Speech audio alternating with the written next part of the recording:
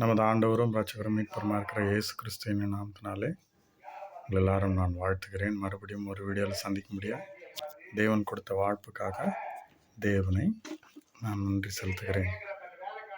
பிரியமானவர்களே, இன்றைக்கு நாம் 40 நாட்கள் உபவாசம் அதை குறித்து நாம் தியானிக்கலாம்.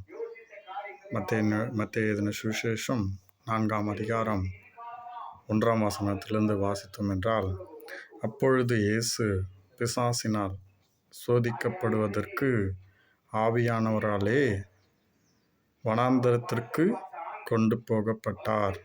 அவர் இரவும் பகலும் 40 நாள் உபவாசமாயிருந்த பின்பு அவருக்கு பசியுண்டாயிற்று. பிசாசினால் சோதிக்கப்படும்படி அன்றாகிய இயேசு கிறிஸ்து இந்த உலகத்திற்கு வந்தபோது, மனிதனாய் அவதரித்து இந்த உலகத்திற்கு வந்தபோது, அவர் பெரியவராய் ஊழியத்தை தொடங்குவதற்கு முன்பதாக பிசாசினால் சோதிக்கப்படுகிறார். அப்போதான் வனாந்தரத்திற்கு 40 நாள் வனாந்தரத்திற்கு கொண்டு போகப்பட்டார். இரவும் பகலும் ஜெபித்தார், உபவாசம், ஆகாரம் உண்ணாமல் இருந்தார். சோதிக்கப்பட்ட பின்பு பிசாசானவன் நீ தேவனுடைய குமாரனானால் இந்த கல்லை அப்பமாக்கி சாப்பிடு, நீ தேவனுடைய குமாரனானால் இங்கே மேலிருந்து குதி, அப்போது தூதர்கள் வந்து உன்னை பிடித்து கொள்வார்கள். நீ என்னை வணங்கு, இந்த உலகத்தை உன்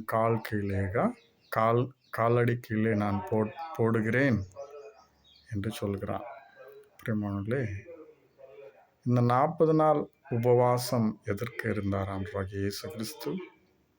இந்த உலகத்தின் காரியங்களை ஜெயிப்பதற்கும் பிசாசை எதிர்கொள்வதற்கும். ஆம் பிரியமானவர்களே, இந்த 40 நாட்கள் அவர் எல்லாவற்றையும் ஜெயிப்பதற்கும் தான் 40 நாள் உபவாசமாக வனாந்தரத்திற்கு கொண்டு போகப்பட்டார். நாமும் இந்த 40 நாட்கள் உபவாசம் இருப்பது எதற்காக இருக்க வேண்டும் என்றால், பாவத்திலிருந்து விடுதலை பெறுவதற்கும் பிசாசின் கையிலிருந்து விடுதலை பெறுவதற்கும் நாம் பரலோக ராஜ்யத்திற்கு போவதற்கும் இருக்க வேண்டுமே தவிர, இந்த உலகத்தின் காரியங்களை குறித்தும் இந்த உலகத்தின் ஆடம்பரங்களை குறித்தும் நாம் உபவாசம் இருப்பது அவசியமில்லை.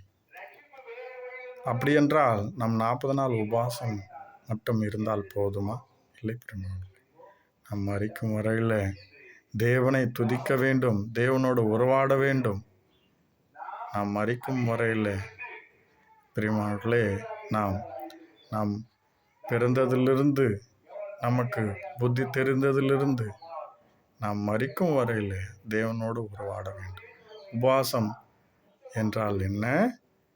நாம் பணிகளெல்லாம் விட்டுவிட்டு தேவன் சமூகத்திலே, தேவனிடத்திலே, தேவனோடு நாம் உறவாடுவது, தேவனோடு நாம் பணிந்து கொள்வது, தேவனிடத்திலே நம் விண்ணப்பங்களை வழிப்பது, தேவனுக்காக நம் என் ஜீவனையும் எல்லாவற்றையும் நான் வெறுத்து விடுகிறேன், உமக்காகவே என் ஜீவன் என்று அவர் சமூகத்தில் காத்திருப்பது.